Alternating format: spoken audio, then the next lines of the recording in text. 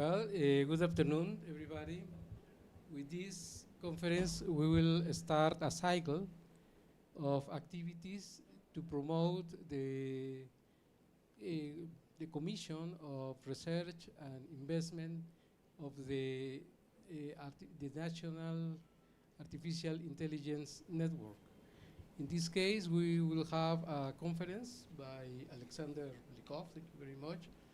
And today is with us Francisco Cervantes, our dear friend, that is going to introduce our speaker. So please go ahead, Francisco. Bueno, buenas tardes. Vamos a hacer esto multilingüístico el asunto. Algunos ratos vamos a estar hablando español, otros ratos en inglés y algunos en ruso, espero, en algún momento. Entonces vamos a… esto me recordó el examen doctoral de un estudiante mexicano en Francia, que a un profesor inglés le contestó en inglés, al sinodal local le contestó en francés y yo lo obligué que me contestara en español. Entonces, creo que va a estar divertida la sesión de hoy. Muchas gracias, Felio, por la invitación. La verdad que escuchar cosas nuevas siempre es estimulante para uno y sobre todo cosas que tienen que ver con lo que a uno le gusta y uno hace. Hoy tenemos, aquí lo tengo, ya lo perdí, acá tengo el otro. Hoy tenemos el gusto de contar con un colega que cuando estuve viendo su historial, la verdad es impresionante. Entonces no voy a leer todo porque quiero darle más tiempo a él para que hable. Solo les voy a decir que en realidad ha sido director de centros de investigación en inteligencia artificial y en investigación aplicada. Esto es alguien que no se queda con la publicación en un artículo en el JCR, sino que el conocimiento lo lleva a resolver problemas reales y problemas de gran escala, ¿sí? Y que además tengan un impacto importante en los ambientes de los sectores productivos. Su formación es en matemáticas aplicadas y física del Instituto de Física y Tecnología de Moscú, una maestría en matemáticas y física aplicada del mismo instituto y un doctorado en física de la Universidad de Chicago en Estados Unidos. Trabaja dos temas que a nosotros nos interesan mucho. Uno tiene que ver con redes de neuronas artificiales, pero desde el punto de vista del conocimiento en grafos, ¿sí? Y luego la otra parte que le interesa mucho es desarrollar sistemas para apoyar la toma de decisiones. Ha trabajado no solo en la parte de negocios, por un lado vi que también ha aplicado todo este conocimiento para resolver problemas en investigación biomédica, ¿sí? Su experiencia en aplicar estas técnicas de gestión de conocimiento a partir de grafos en términos de otras áreas como el área legal, área jurídica, lo ha llevado a construir ontologías para analizar las decisiones en la Corte Francesa de Cassation. Desarrolló un gemelo digital para la infraestructura en información, en tecnologías de la información del Banco Nacional de París en Francia y también automatizó la generación de reportes para un proyecto de administración en una plataforma que se llama Cadences, asistido por inteligencia artificial. Su producción académica también lo ha llevado a escribir artículos en revistas bien importantes como la del Journal de Nature Machine Intelligence, donde publicó un artículo que se titula Robust Prediction of Scientific Facts, en donde explora cómo la inteligencia artificial nos puede llevar a encontrar las verdades científicas. Entonces, la verdad que es un gusto recibir al doctor Belikov el día de hoy y yo voy a ser el que lo acompañe y lo modere, que la moderación es que lo voy a dejar hablar lo que quiera, el tiempo que quiera, y luego vamos a hacer un diálogo con todos ustedes para tratar de explotar al máximo a nuestro conferencista del día de hoy. Entonces los dejo con ustedes, por favor, doctor Belikov. Gracias. Gracias. Thank you very much for inviting me here to give this talk. This is a great honor for me. This is the third talk I'm giving this week, and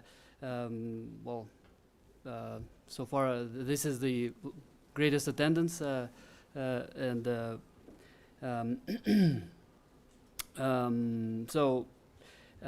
in this talk I'm going to talk about the management of research institutions in the way that I see them, and we're going to start by taking a look at next slide, please. Next slide. We're going to start by reviewing the next slide, please. Yes. We're going to start by reviewing the AI revolution that is happening right now, and we're going to understand why research can't wait and stand on the side. We are going to touch the important topic of knowledge graphs and how they can be intertwined with agentic AI. We're going to discuss potential use cases of these technologies in the research industry, and in this in the medium part we are going to go over a few building blocks that we have built with GrowGraph, and some models and tools that we have piloted. And finally, I'm going to share with you the vision of an agentic graph optimization platform, for which we have a lot of components ready. So maybe we'll be working together on something like this. Next slide, please. Next slide, please. Okay. Oh, yes. Great. So the generative AI revolution, I mean, you have heard about this. Stormed all the doors, tapped on all the doors, and this is the fastest revolution, technological revolution that we have been witnessing. This is very exciting times. The adoption of LLM usage is at, after 2 years, is at 40%, which is far faster than even smartphone revolution. So the internet took 5 years to reach this level. Personal computers reached this level in 12 years. We know that the using tools that generative AI revolution provides us, such as ChatGPT or something, according to estimates, improves the ROI, return on investment, at a factor of 3 to 4. Next slide, please. We haven't even had time to react and understand what is going on, and a lot of industries have changed completely and dramatically. A lot of people lost their income, lost their jobs. For some others, their activities dramatically changed. For example, design industry has changed completely. Solo creators can now compete with design teams single-handedly, because you can generate images, you can generate videos at a fraction of cost, and they look good. The domain that is very close to all of us, perhaps software development domain, has witnessed a tremendous shift recently. So about 40% of coding tasks have been automated according to estimates, and basically it means that resources should be shifted from maintenance and bug fixing into something else. Testers, I mean, the profession of tester is becoming obsolete, and I'm sure a lot of you have heard about vibe coding, and this is a very productive technique, but it also brings issues. There are drawbacks. In education, it is reported that 80% of students are using LLMs in their preparation. It is posing according to educators. It is posing risks to foundational research in information retrieval skills, critical thinking, and problem solving. It's clear. Finally, the search has changed tremendously, right? Everybody has been using Google or something else, and the websites were optimized for SEO. Now they have to be optimized in a geo manner for generative for being discovered by generative AI engines, right? Next slide, please. What is peculiar about this revolution is that not only there are incremental changes, not only we have one technology and we have to put up with this technology and see how it is changing continuously over years. Well, let's say smartphones, right? The design is more or less the same. Things are improving, but it's the same thing that we've had 20 years ago or maybe 15 years ago. But with AI systems, there are continuous internal small revolutions. There are continuously new things that researchers and practitioners, the industry players have to pay attention to, not to lag behind. Actually, in order to stay in place, you have to run very fast right now. And every day there are new tools, new paradigms emerge monthly, not annually.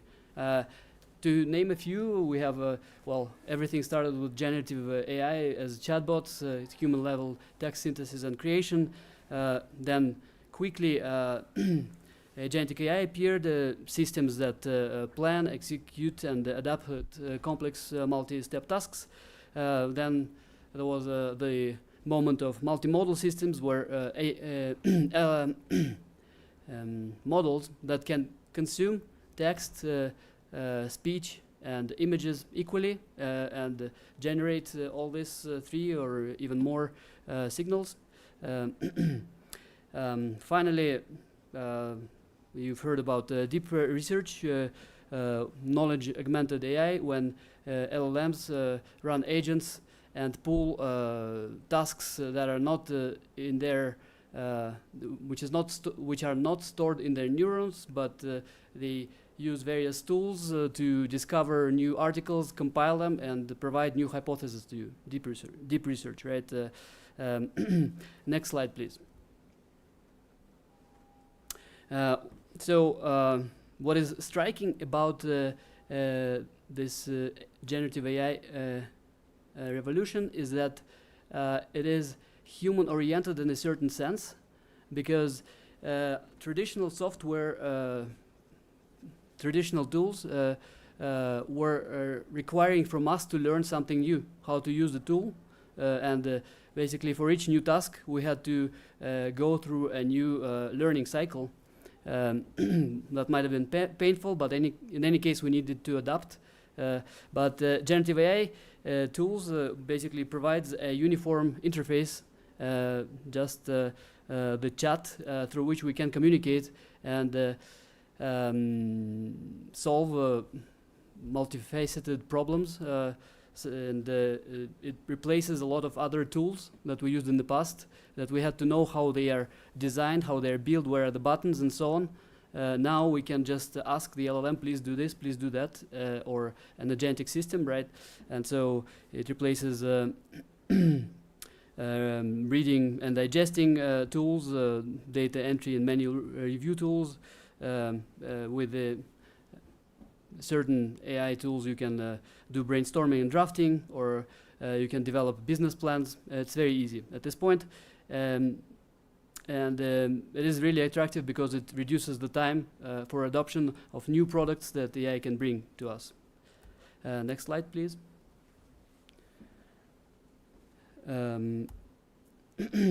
So I've mentioned already agentic AI, and this is a core concept right now. We have to understand it. We have to know how to use it. And what is, and it is not the agent modeling that we use, that we knew about in the past. This is something new. Basically, here we have well, an agent abstractizes and encapsulates an LLM call, and moreover, it imbues the initiative to an LLM. So now the LLM just does not simply answer questions, but it can set goals, make plans, and take action. But the most important thing about this whole idea is that, as you can see the figure at the top, we introduce multiple feedback loops where LLMs can go back and criticize what they've done and improve it without human assistance. Of course, one powerful aspect of this technique is that we can introduce human in the loop, for example, and break the automated flow and direct it where we want.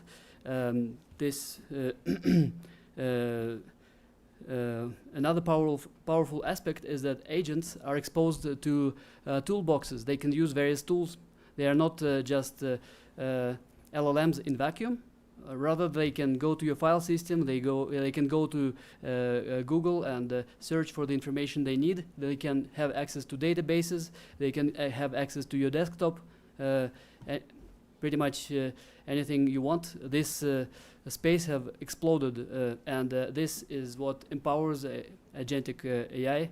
Of course, we need to be careful and not to give, let's say, access to certain commands to agents because they are probabilistic in nature. So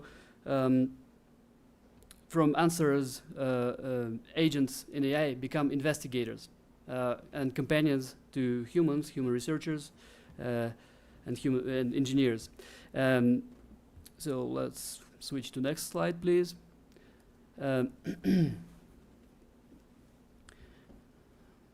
I'm sure most of you here in this audience have used already LLMs in one way or another, and it is undeniable that at the personal level, they give you a productivity boost. It's very obvious to see that it might be very useful. Instead of writing an email in a foreign language in a polite form or maybe in an impolite form, depending on your preference, instead of spending, I don't know, an hour or 30 minutes to correct it, you can just ask an AI and it will generate it in a very, very polished manner. But the gains that are obvious at the individual level are not as obvious at the institutional level. A lot of companies have taken massive stakes in AI development and realized massive quick workforce reductions based on the AI performance projections.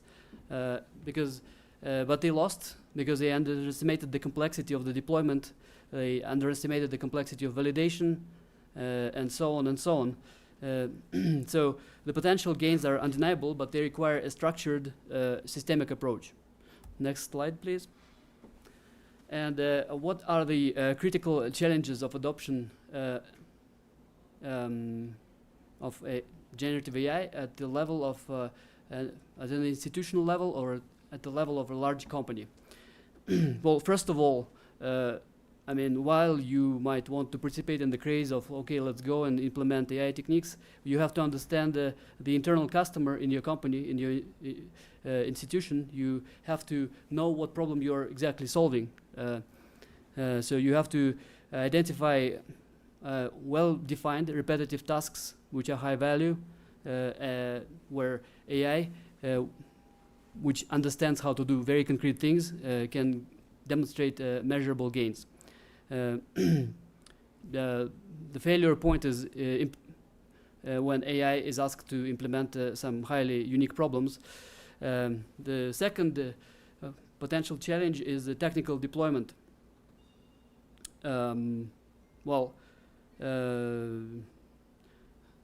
We can all, I mean, some of us can definitely develop small pilot solutions where the AI does exactly what we want, demonstrated on our laptops, but scaling it up is it's a tremendous challenge, first of all, and there are concerns concerns about regulatory compliance, scaling and providing the API to thousands of users, but also enterprise data security and so on and so on.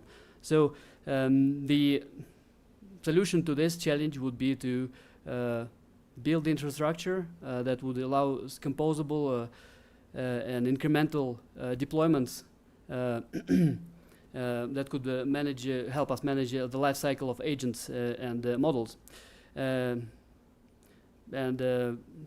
third challenge, the third challenge of the adoption, well, as with any other tool, the tool has to be made with the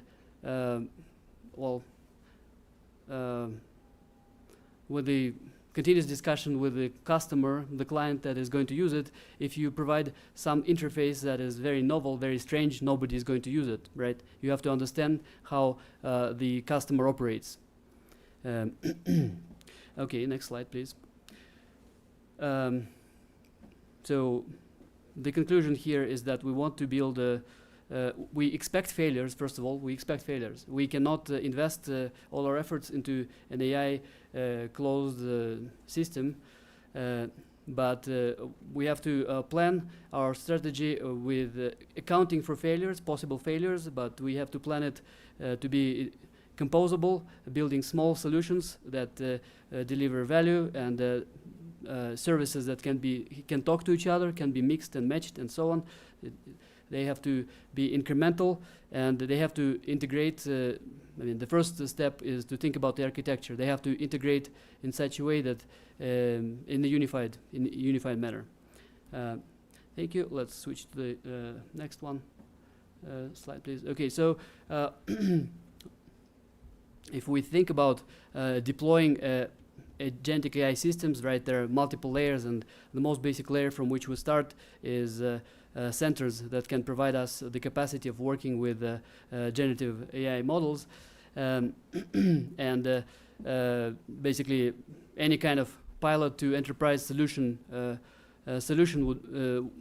would require large compute capacity. So a GPU cluster, a large company can buy the services from a vendor, or can think of a on-premise solution, or can think of a basically on-premise could be translated to building your own data GPU center. So this is a hard decision to make. A lot of things have to be taken into consideration, but essentially the minimum entry sizes for GPU centers start from thousands of GPUs, which is a lot. You have to understand if there is a demand for such large numbers, that there should be a power demand on near to the plant center, that the lead time to building a center could start from 2 years if there is nothing, just the place for the site, maybe 1 year if the building is already there, and 6 months if there is no hardware, but the infrastructure is there, the power, the cooling, and maybe 2-3 months if everything is there. We'll take a team of specialists to set up a center. Okay, it requires support after it is deployed and built. Of course, a team of engineers, and if one invests in such a center, we have to take into account that a complex consideration that public cloud prices will probably start dropping because of the increased supply, because of the development of technologies, but at the same time there is a sovereignty concern, control over your own GPUs, control over your own data. Okay, let's switch to the next slide. The next layer is the layer of models and platforms that serve models, right? And there we again have plenty of dilemmas. One could go for vendor solutions, well-known LLM providers such as OpenAI or Google, which are highly performing, or one could serve models, open source models, which have pretty good performance, which are being developed, but might not be considered top-notch models by AI engineers. From the point of view of technology, there exists already a lot of solutions at the application and orchestration layer of models and agents. I'm talking about such agentic frameworks as LangGraph and CrewAI that provide complex multi-step reasoning, memory, and self-correction, and so on. And essentially here there are also on-premise solutions and vendor solutions, but what's important is to follow the developing technology, not to start lagging behind. Next slide, please. And now I'm going to switch to knowledge graphs, which might seem to be an orthogonal concept, but basically we'll see how it intertwines with generative AI and can provide extra value. So just a small primer on what a knowledge graph is. It's a graph-based data structure where we have well-defined entities that have types, as you can see on this diagram. Let's say a person that is connected to the skill, and we have relations between them. The core components is semantics, is how these types of nodes are related to each other. And it matters to us because it models heterogeneous relation data natively, and it enables modeling, complex modeling using graph neural networks, community detection methods, and it can capture contextual and temporal dependencies. Next slide, please. The examples of synergy between LLMs and knowledge graphs are, for example, you can generate knowledge graphs by using LLMs. So you just push your data to an LLM, you ask, please generate a knowledge graph for me. Of course, a knowledge graph is a complex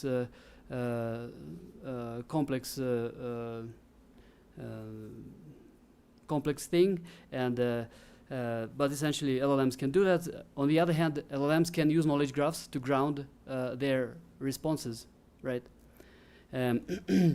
So LLM goes to the knowledge graph because it recognizes from the question that something is related to something that it can find in the knowledge graph, retrieves the facts, and then provides you the facts based on the knowledge from the database, essentially, not something that is stored in the weights of the model. But the way to think about this, from my point of view, is that knowledge graphs provide content, LLMs provide shape.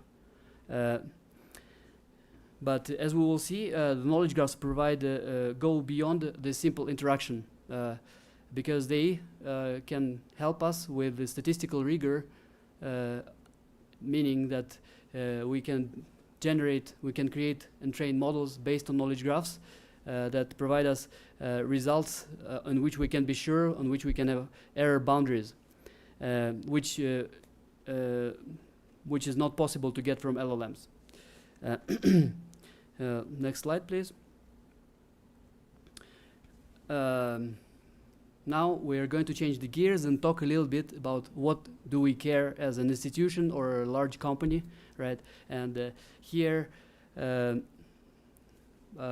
advocate that we grew up in a world where we were driven by a single metric, you know. Most of the time for companies, this is the returns, you know, the income, ARR, things like this, financial returns. For countries, it is GDP. For researchers, it is their citation index, H-index, things like this. But why are we sure that there is only one metric? Or even why would we be sure if there are only two metrics? There is a continuum of these metrics, and actually we're in position right now to tackle at least 2 or 3 of them, or maybe 4. And thanks to the previous revolution where we were able to start accumulating large data, we can finally model this. Finally, it leads us to the maximization paradox. if we want to maximize one metric, we are inevitably minimizing some other metrics. And if they are invisible to us, if they are latent, we don't even know that we minimize them. But at some point, it's going to hit us. At some point in the future. And well, a simple example, right? If you have an assignment to do and you start working 16 hours a day, right, it's going to hit you afterwards. So in the short term, you might deliver what you were trying to deliver, but in the long term, the consequences might not be too great. And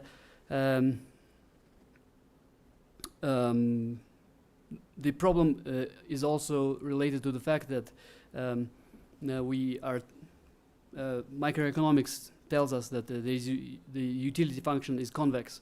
And so maximizing a certain metric might lead us to the point where we are not gaining very much satisfaction from maximizing this metric. At this point, we should definitely look at some other metrics. And finally, yes, I've already mentioned that there is a multitude of latent metrics. You know, if we maximize financial returns, we might have a negative impact on ecology, and 100 years later, or maybe 5 years later, it's going to come back to us. Next slide, please.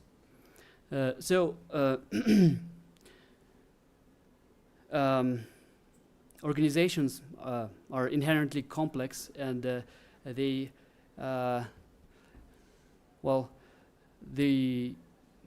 as input, they take portfolio of resources. It's not just investment, it's participation, communications, interactions, and so on. And the output is also measured not as a single quantity. There's societal impact, ecological compliance, talent retention, and so on. So we must think in multidimensional, multi-objective optimization terms to deal with this. At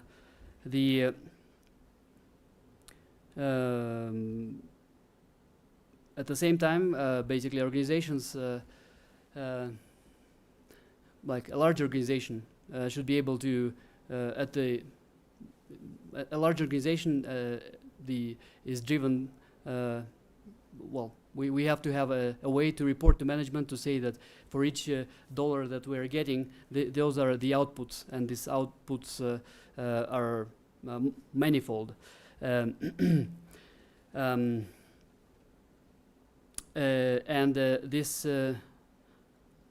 outputs, we should be able to model these outputs, right? And we should model these outputs conditioned on the scenarios that can be realized in the future. On one hand, on the other hand, we should model them based on our preference vector. Whether we prefer to have a societal impact, whether we want to provide cutting-edge science, or whether we want to maximize financial returns, those are all different options. Let's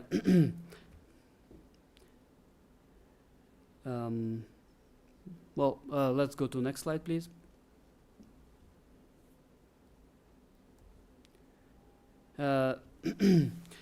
Knowledge graphs are a foundation technology, and they can help us optimize this multidimensional complexity. They can connect different silos, such as human resources, finance, R&D, and operations, and they can help us track transversal metrics. For example, how does funding affect the society? Basically, if a research institution gets some funding, we don't have tools to trace how these funds are translated into actual input. Let's go to the next slide, please. So a digital twin is an operational combination of structured data and multi-dimensional performance tracking of metrics that is a living model, is a living object that is able to ingest data in real time and provide predictions in real time as well. It can emulate dynamics inside a company. It can uncover causal relations, produce statistical predictions, and it is adaptable with respect to addition of new data sources or new ideas, new metrics, and so on. And the foundational architecture is comprised by the knowledge graph, which is essentially the database that connects everything, models that work with the cross sections of this knowledge graph, and the optimization engine for strategic decision making. Next slide, please. Again, I'm switching gears, and we're going to talk briefly about potential use cases. Now, if you look at the top right corner, this is the loop of production in science, and basically any kind of research process can be modeled in such a way. This is there is a feedback loop there. Essentially, let's say we are a researcher. We have access to the corpus of all publications, right? From all publications, we have to be able to deduce what is a fact and what is not a fact, which is what is just a subjective statement. Operated by these facts that we absorbed from the corpus, we formulate our proposal to start doing research, and then we go to a funding agency to ask to support our research proposal, right? And the funding agency has to make the best decision. Let's say, given 100 proposals, we need to select only 20. Finally, researcher conducts his project, and he goes and he tries to publish this article. Then the journal has the same question: which research projects are the best? Basically, this is how knowledge is accumulated in the semantic sense. So we might want to consider the case of discovery of reviewers. If we are reviewing grants, or if we're a journal, basically we can, this is a well-known problem that sometimes finding a reviewer takes up to 8 weeks.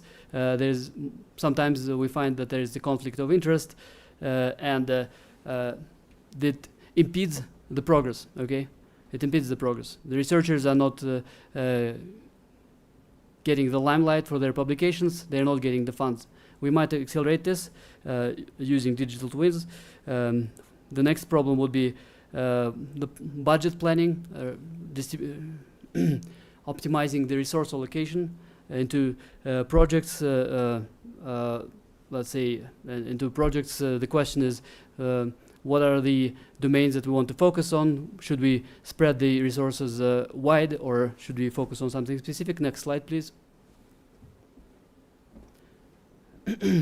Yet another use case is keeping the employees happy, tracking their career paths, and deciding whether we want to have a positive intervention, whether we want to promote somebody, or whether we want to give somebody more time, or whether we want to engage them in some collaboration. Basically, the value of a model like this would be tracking national talent flows, detect shortages of specialists of a certain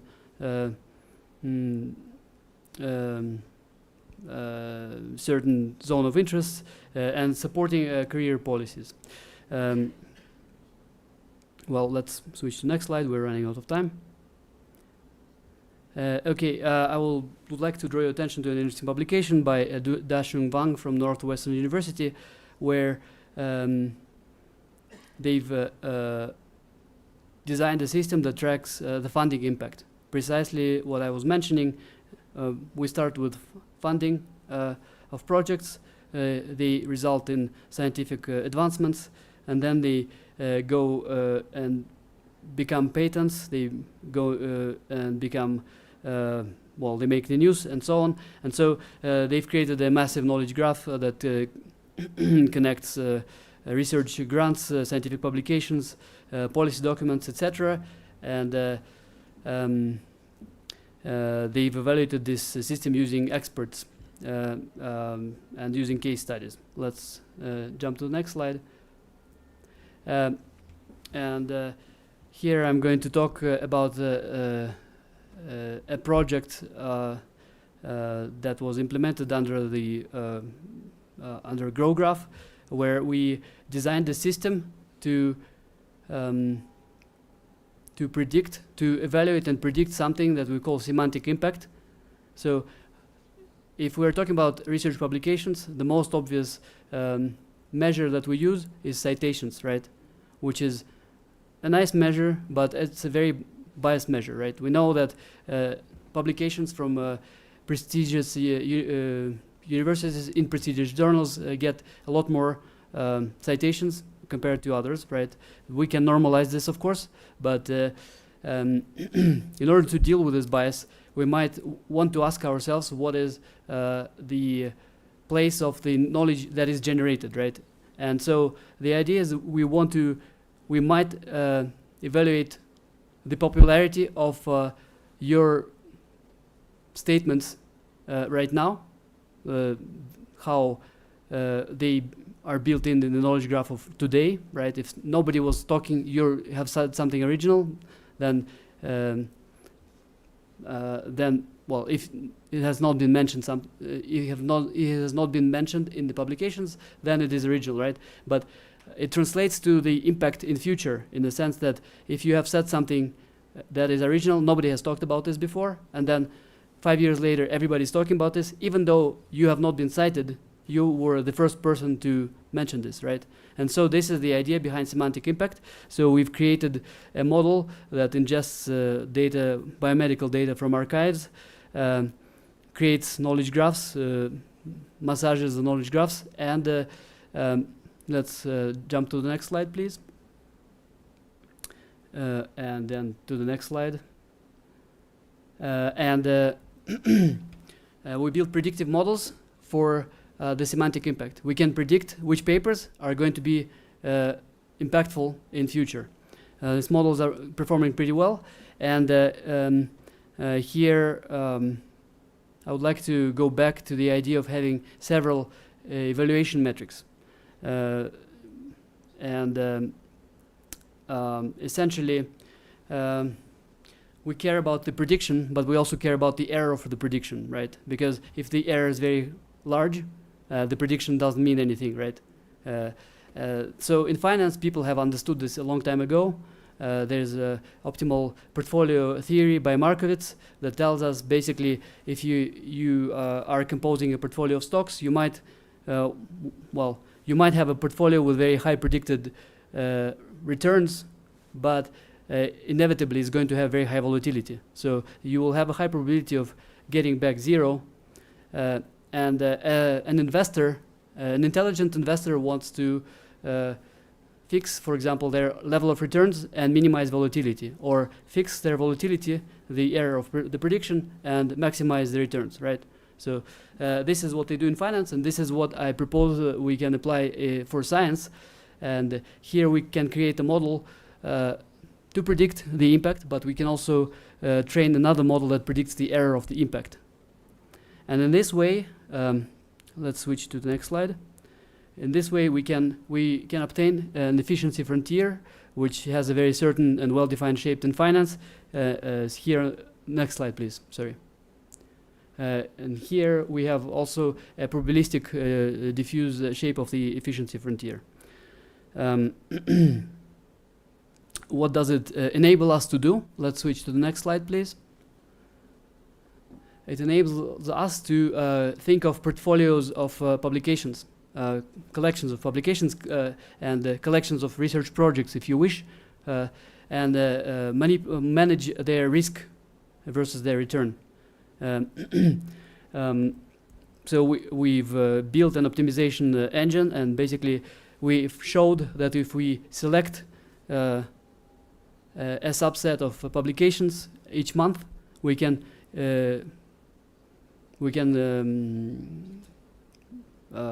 consistently select collections that perform better than the average, or perform better than anything that is published in any specific journal. Let's switch to the next slide, please. So this system was deployed, and basically you can go online, and or a biomedical researcher can go online and check daily the publications that have the highest predicted semantic impact. Let's switch to the next slide, please.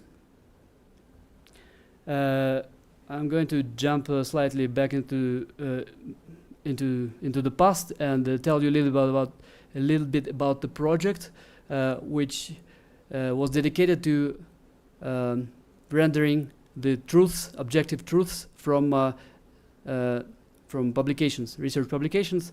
So we looked at the database of extracted claims in biomedical domain from the literature on one hand, and the large experimental data set on the other hand. And essentially the problem in biology, as in many other fields, is the way to phrase it is it's the crisis of reproducibility. Basically, researchers have a hard time reproducing the results of other researchers, and if you open 10 publications on a certain subject, you might find that 5 of them say that a certain interaction is positive, 5 of them will say that a certain interaction is negative. This is the problem in science, the convergence to consensus. Let's switch to the next slide, please. We built a predictive model that, based on the network position of a publication, tells us that the publication is going to be is likely to be correct or not. Casting it in the Bayesian sense, it also improves our evaluation estimate of the objective fact. So if we have naively, if we have 10 publications and 8 of them say something is positive, 2 say something is negative, right? Your naive estimate, it's 80% that is positive, right? But we can, using this model, we can assign different weights to the publications, right? Some of them might have very small weights, some of them might have very high weight. Let's switch to the next slide, please. This has far-reaching policy consequences. The feature that we found was most important is having many communities that are focusing on researching specific interaction biology, right? And if we artificially select, in a correct way from the point of view of validation, if we artificially select interactions where there are many communities, the more communities we have, the better is the performance of our model. The other policy point would be that essentially there is a Pareto distribution of interest to interactions, right? Some of them are very popular, but most of them are not very popular. So some of them get hundreds of publications, most of them have 1, 2, 3, 4, 5 publications, right? And so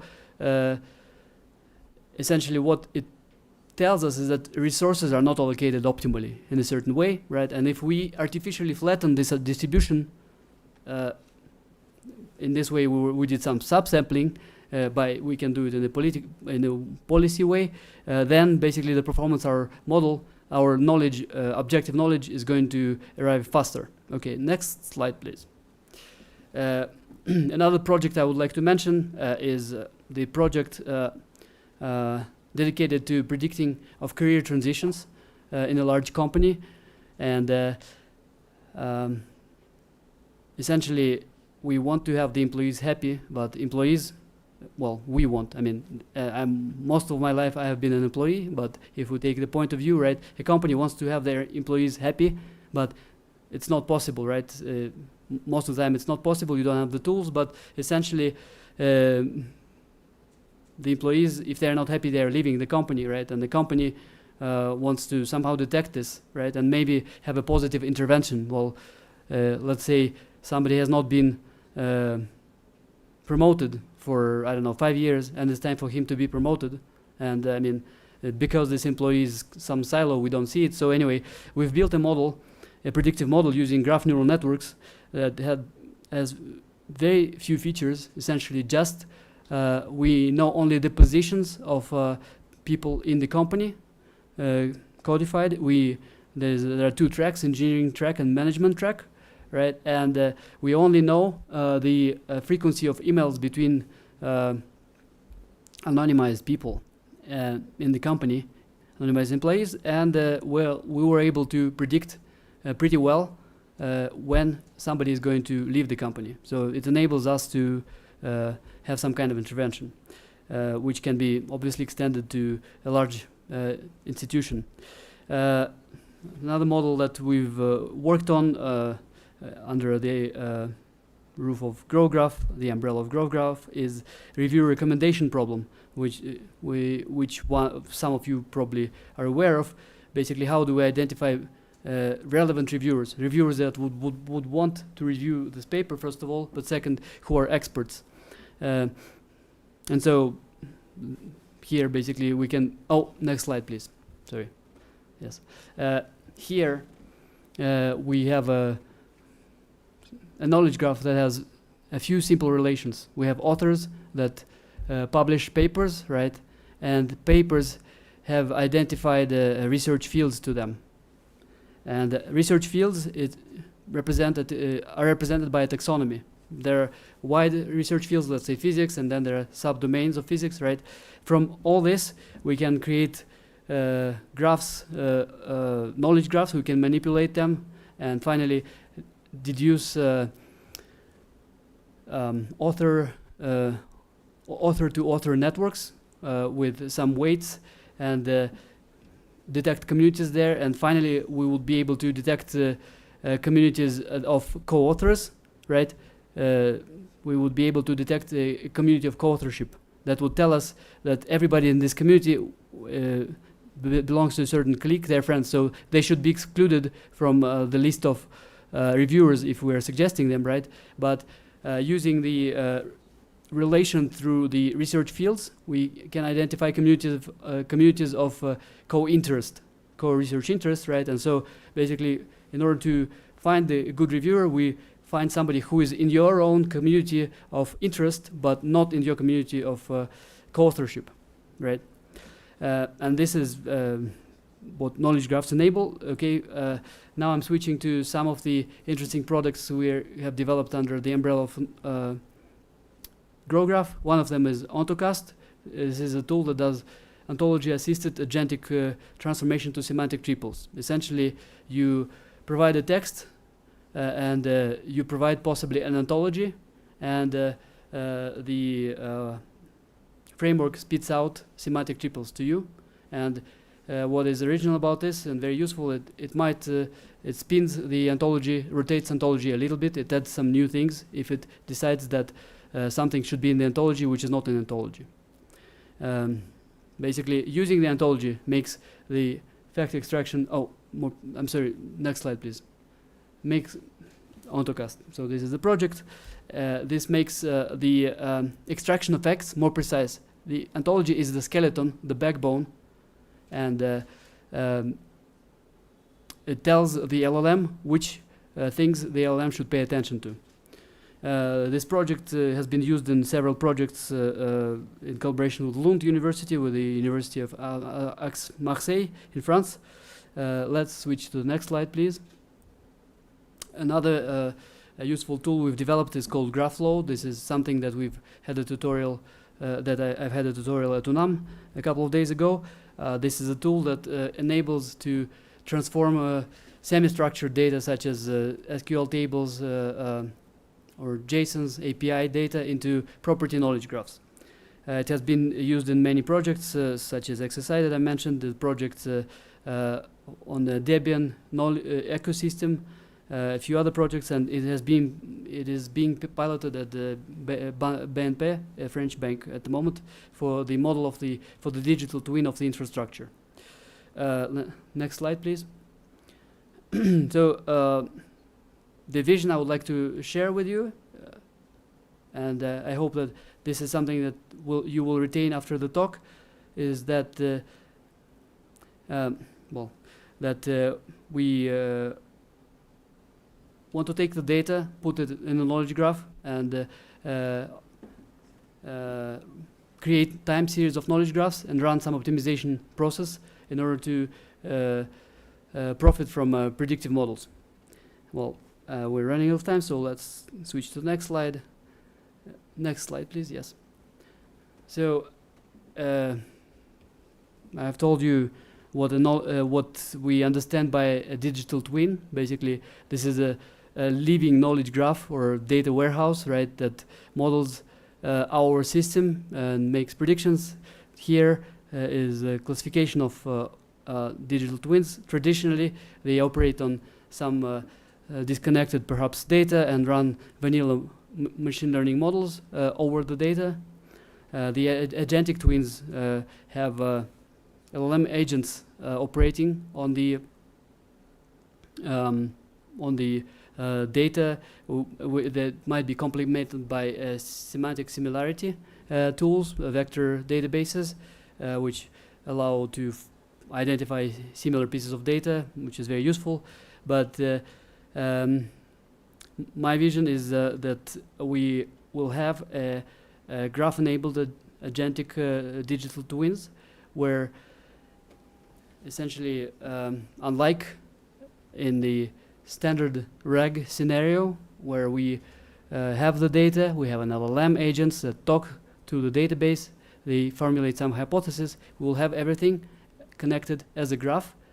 The models will run on the graph, and the agents will use the rigorous statistical signals from the graph. Because normally in RAG, the data that you get might be disconnected. You might be getting 10 papers, 100 papers, but it does not give you the sufficient coverage potentially, and it does not give you statistically rigorous signals. Next slide, please. Conceptually, so in the diagram at the in the right bottom corner, basically you see that we're talking about time series of knowledge graphs on which we backtest our models to make sure that our models will perform well on the out of sample data. This is very important because LLMs don't have this capability. And the idea, the possible tech stack would include raw data that is translated to semantic triples, raw data meaning texts. Then it is complemented by data from databases that is already normalized in some way. And through GraphLow, it is put to property knowledge graphs. And then finally, we could have multiple cross sections of knowledge graphs to run agentic optimization on this. So the agentic optimization module where agents operate on graphs, propose models, and backtest models is something that we are working on at the moment. So again, I will repeat that knowledge graphs provide content while LLMs provide shape. Next slide, please. Okay, with a little bit of delay, I've arrived to the conclusion, and the conclusion is that well, there is a strategic imperative right now. Any kind of large company or a research institution faces an unprecedented opportunity to tap on the generative AI framework. The development is accelerating globally, and the gap between productivities of institutions that adopt this versus those who don't adopt is going to increase dramatically. And digital twins provide a systematic path to bridge this gap. Incremental changes and composability. So we've demonstrated that multidimensional optimization is not optional. We must optimize for at least 2 metrics, but potentially dozens of metrics.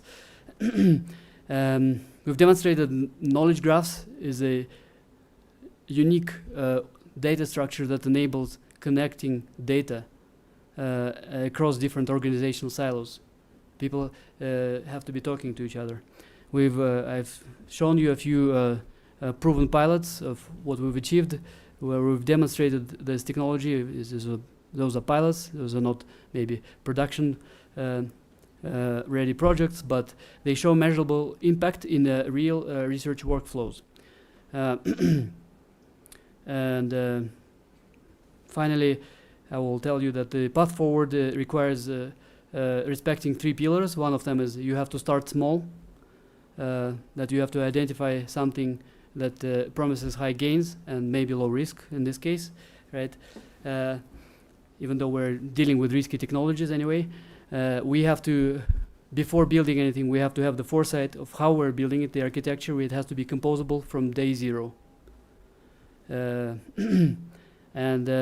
essentially, we want to think about what we're doing in the portfolio optimization way. We are optimizing resources.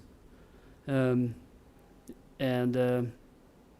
mean, the conclusion is that there is no option here. This is what we have to do in order to keep up with the progress, the scientific progress. Thank you very much.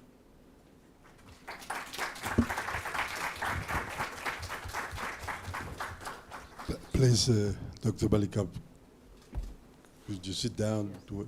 We now are going into the questions and answers section. I think we have a trip from the basics to the more complex stuff.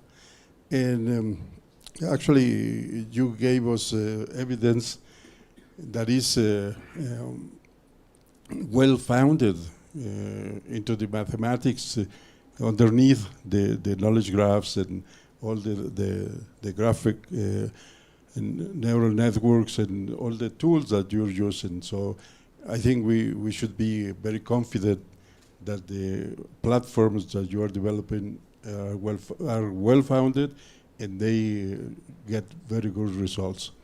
And if we are able to manage to gather good databases, then the results will be good. If we are not good enough to build these databases, then we will get results, but not the ones that we would like to get. Dr. Belikov showed us the tools, but also how these tools can be applied in a wide variety of organizations and environments and education. And the last part, I think Dr. Zagols will be very happy to use them here in the Secretary, because one of the things we are complaining all the time is the metrics that we're using at these days to evaluate the researchers' outcomes. I think the metrics are the same as in the 70s, or when the national system of researchers was created. I don't think they have changed any of the metrics. So, and things have changed a lot. So now we're open to questions from you. So who would like to ask Dr. Belikov? Ophelia. Thank you very much, Dr. Belikov. Congratulations. It was a great talk. I am not an expert, not even by far. I'm just an outsider of the subject. But I can see many, many opportunities to be applied here at the Minister of Science, Humanities, Technology, and Innovation. As you were coming through the topics, I was just one step ahead of you thinking, he said he was going to talk about this, but he hasn't said anything about it. And then you come right to the topic. And then we could apply this to that, and you give us an example about that. So I was just fascinated about, how you were presenting the techniques and also the application of those techniques. And I was sharing with Feliu that we have two strategic plans for science in Mexico. One is called that, Strategic Planning for Science, Humanity, Technology, and Innovation. And we have, as you mentioned, some of the metrics, very regular ones. And we also have some actions and some strategic lines of actions. And maybe I was talking with Sagos, if we could use those documents, planning documents, with these techniques, and I wonder where that will lead us. That was one of the first things that came to my mind. The second thing that came to my mind was we spent a year reviewing the national research system that we have. We had 45,000 scientists that are registered and acknowledged by the government as scientists in Mexico. But every year we have thousands of them being reviewed every year to see if they have enough publications, enough human resources, and so on and so on.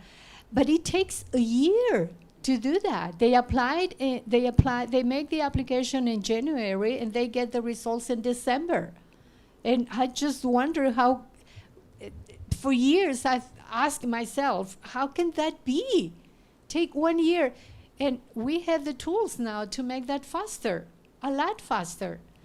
It's incredible that we can still be doing things exactly the same way as in the 70s. And I can continue giving you examples of where we can apply these techniques. And I really, really appreciate, actually I don't have any question. I just wanted to make comments about the importance of this talk, of this conference, and really I greatly appreciate your time being here, and I thank you on behalf of the Minister of Science, Humanities, Technology, and Innovation. Thank you.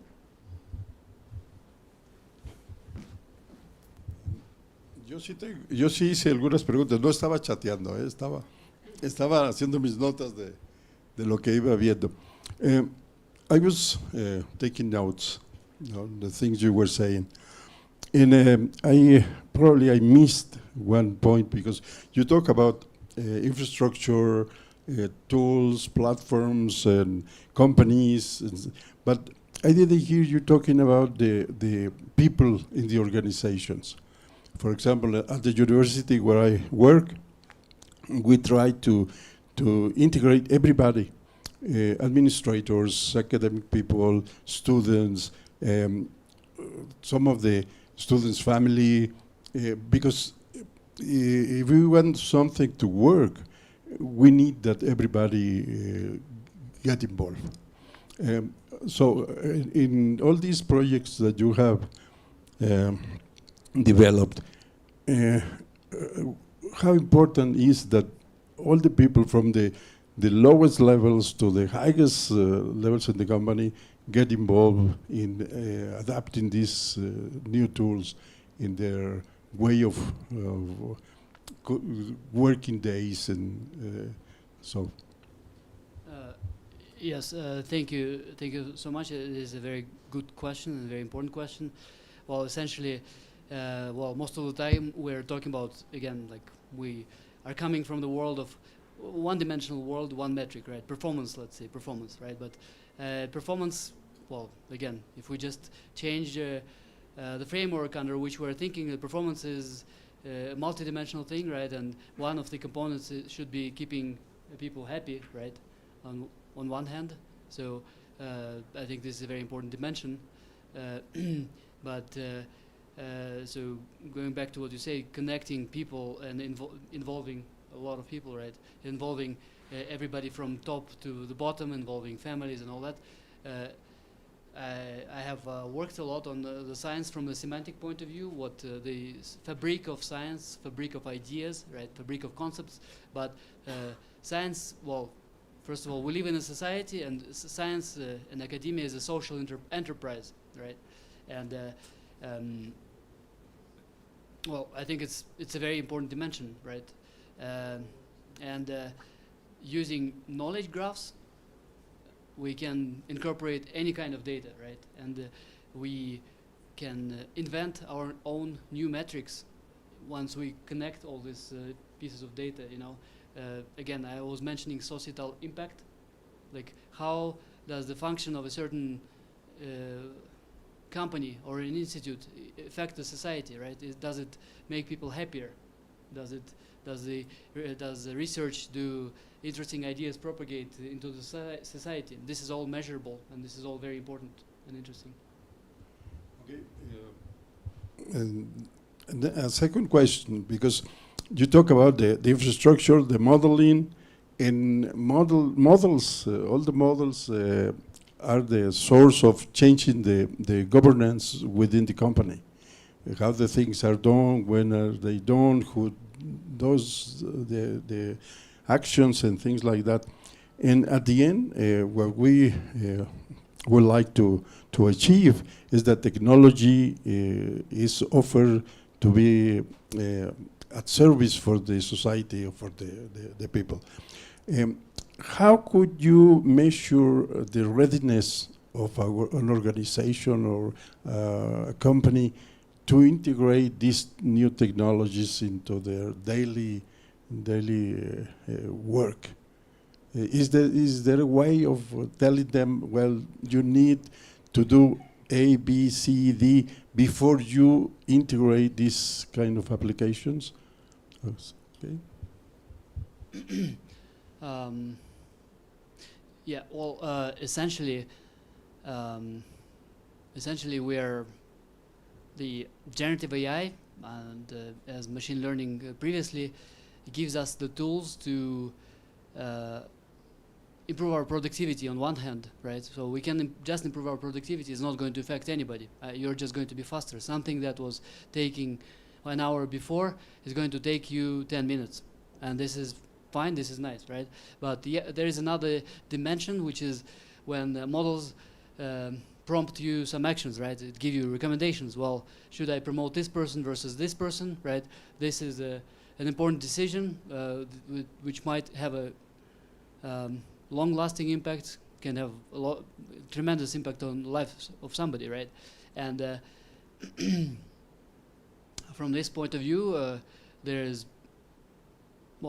subfields, ethical AI, right? There's AI for social goodness, and this is an extremely important dimension. We don't want to automate decisions that are that have such importance. So from my point of view, I would say that any such tools should be validated before and tested, and there should be humans in the loop. I mean, the decisions are so important. You cannot just, I mean, you know, this Orwellian society of 1984 where you're not, and a machine decides everything for you. This is not the future that we want to live in, right? So we always have to have the button, or we always have to have the possibility of intervention when we're talking about such important decisions. Thank you, Dr. Belikov. Gaby Acosta me está diciendo, we have a question from people who is watching us online, and another one here in the public. Okay, we will go to.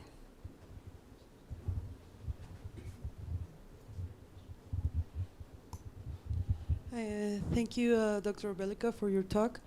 My question revolves around the comparison you made with investment portfolios. You were saying that you had investment portfolios, and you were making an analogy to research portfolios. I mean, it's very well known that research on one field can undermine research on another field, and you gave this example, if I remember correctly, about the oil extraction research against ecology research. And there are also other fields of research in which they go along together, they develop together. You also mentioned that these, you were making these comparisons on a specific field using the sources from bioarchive or have you tested this on other fields, not necessarily being the biomedical fields, or is it only within this field of research?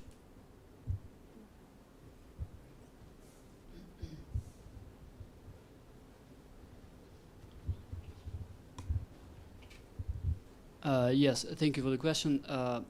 Well, just starting from the back, we have not tested it in other fields.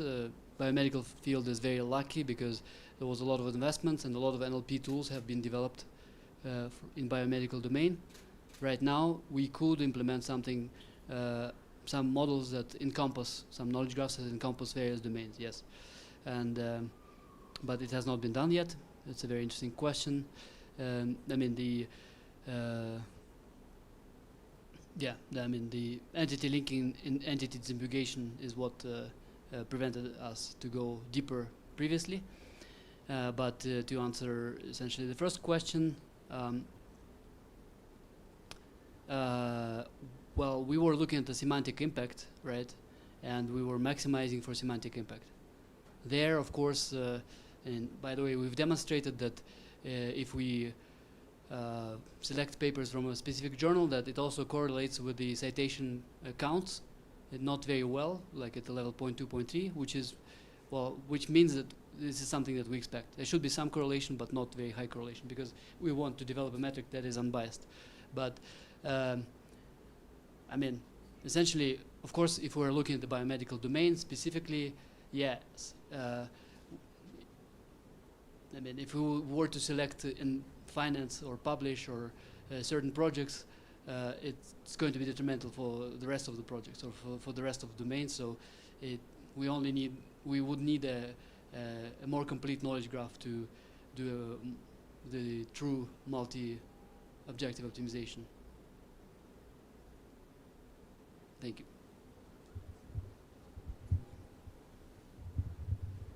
And we have a final question from the audience. While natural phenomena cannot be predicted with complete accuracy, digital twins could serve either as a tool for prevention or as a way to simulate such events.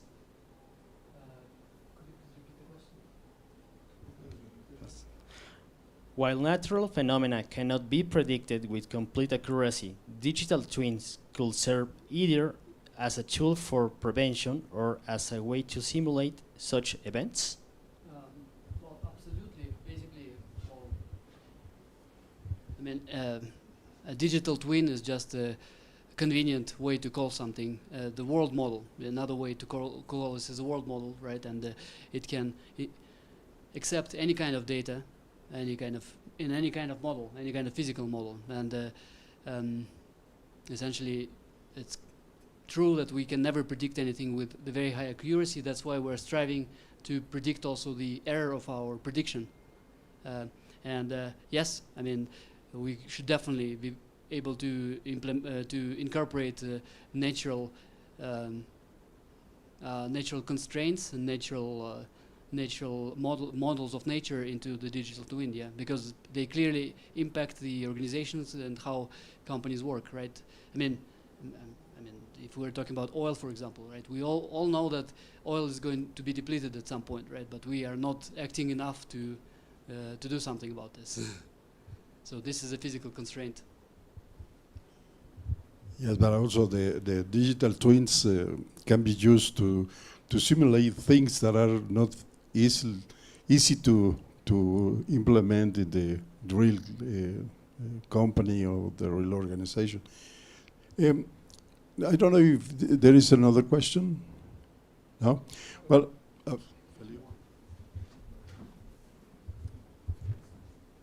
well, I think that behind all this work that you have done should be a lot of practical work, a lot of software. Could you talk us a little bit about this? About your software tools and all your or your models or your practical. I mean, a lot of the models that you presented here could be useful here for this secretary, for this ministry. So please.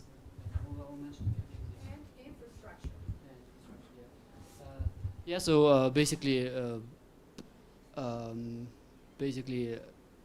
mean, I have been interested in knowledge graphs and optimization on knowledge graphs for the past let's say 8 years, and before I was doing some work in finance, and I realized that a lot of things that we do, a lot of models that people develop, they can be developed in a covariant or agnostic way, right? There are problems that everybody encounters, right? And so I've started developing open source software, and anybody can use it. And so I mentioned GraphFlow, something that can translate unstructured, semi-structured data into knowledge graphs. It's very useful. It saves you a lot of time. When I started working on knowledge graphs, it took me, well, more than 6 months to ingest anything in a knowledge graph. At the tutorial on Wednesday, it took students, 20 minutes to set everything up to ingest things in the knowledge graph. And then they could quickly adapt it to their case. So it's a tool that would save a lot of time, because infrastructure is great. At the end of the day, what I care about is models and predicting something interesting, right? But I realized that infrastructure and tools, reusable tools, is something that is important. Well, the other thing the other project that I mentioned, Ontocast, is something that, we were talking about LLMs, right? 3 years ago, 4 years ago, it was an impossible task to create structured data from textual documents. It was crazy. I mean, researchers, thousands and tens of thousands of researchers all over the world were doing their small things. The quality was horrible, right? They were spending their lives, and now it's all obsolete, kind of. But, well, what to say? But at the end of the day, now it's very easy to do it. It's very easy. Now it's a tool. You can, of course, there are many tools right now. Some of them work well. You still have to do your own research, but at the end of the day, in 30 minutes, you can fetch a package, connect it to a model, and you will create a knowledge graph from your text, you know. So this is incredible. And on the side of modeling graphs, graph neural networks, of course, there are some well-developed open source frameworks such as PyG, PyGeometric. But meanwhile, a lot of people still developed graph neural networks by hand. And of course, there is Hugging Face, where there are a lot of open source models, which actually were, with some collaborators, were also planning to contribute to Hugging Face models.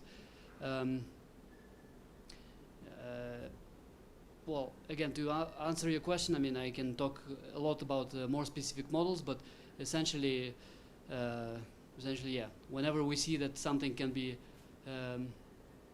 made more abstract and agnostic of the domain, we do it, and we give back to the community. Yeah. Another question?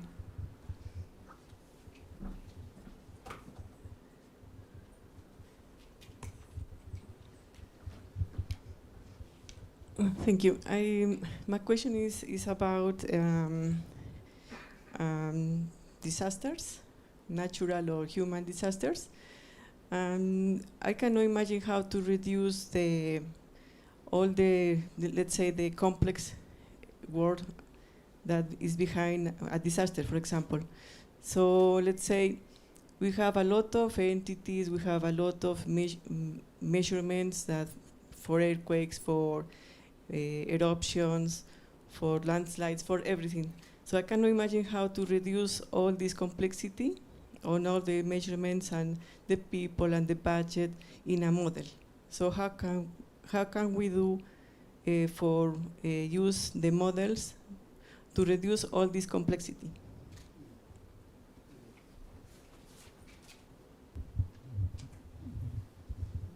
Well, this is a very difficult question, I'll be honest. And there are different dimensions to the question. First I will answer using an example as a disaster. Well, let's say we're talking about market crashes. This is one example of human-induced disaster, right? Market crash, can we detect market crashes? Can we prevent market crashes? And what is the nature of something like this, right?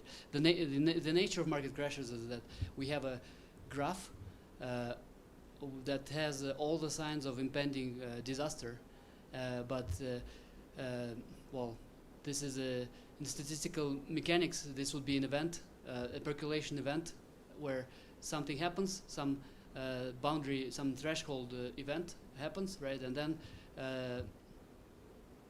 the perturbation touches basically the whole system. Basically the whole system collapses, using standard approaches, it is very hard to detect such a mode of the system, such an operation mode of the system. Using graphs, graphs facilitate working with such identifying such problems, because graphs connect the whole system, and they elucidate the interactions in the system. So we can use statistical mechanics methods. Speaking of natural disasters, I mean, well, basically, natural disasters require physical models. I mean, and physical models, well, can help us predict the future. Like, 5 minutes into the future, 15 minutes into the future, but it requires pattern recognition, where graph models might or might not help us. For example, the AlphaFold, the famous Google breakthrough, was built on graph neural networks, even though naturally molecule folding doesn't have anything to do with graphs. So, like predicting earthquakes. I'm not an expert in this field, but graphs find their way to help us with these tasks. Thank you.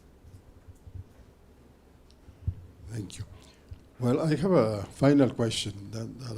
You said that graph neural networks can be used with LLMs. One for doing learning, and the other for doing reasoning. I have worked a lot with neural networks, and one of the problems is that they are black boxes. So they can learn to correlate inputs with outputs, but there is no way I can explain what of the variables is more important in doing the pattern recognition or whatever. When you combine them with the LLMs, can you get some explanation about what the neural networks are doing with this reasoning part, or is two different processes and they are not correlated? Yes, thank you. I mean, there's a lot of hype associated with generative AI because it's so tangible, it's so visible, it's there, right? It's very easy it had the wow effect, right? You have a chat, you have a machine that is talking to you as if it were a human, right? So at the same time, it overpromised a little bit, right? And people have started using this too much in all possible domains, and at the expense of other fields, right? At the expense of modeling using other methods. And my point of view is that the generative AI is not the ultimate model. The LLMs is not the ultimate model of the universe, right? We have to couple it with the physical models. And basically, through this interaction, we get the interpretability. I mean, of course, I'm not going to delve into details. The research on LLMs is tremendous. There's probably some ways to symbolically represent what LLMs are doing. But my point of view is that, well, they are the shape, they are the form, LLMs. They are the universal interaction agent that we have. They can help decide, but we need to, whenever we want precision, we have to use physical models, more or less. Thank you. Thank you. Well, with this, I think we can close the conference, and we really thank you very, very much, because you gave us lots of ideas, and you saw that Felius Goals is eager to talk to you in a more direct way to see how these tools can be useful here at the Secretary. Thank you very much, and I'll give you the microphone to Felio. Thank you so much for the warm reception. Well, thank you very much. We have a little present for you from Rosaura Ruiz, our Minister of Science. So, Thank you so much.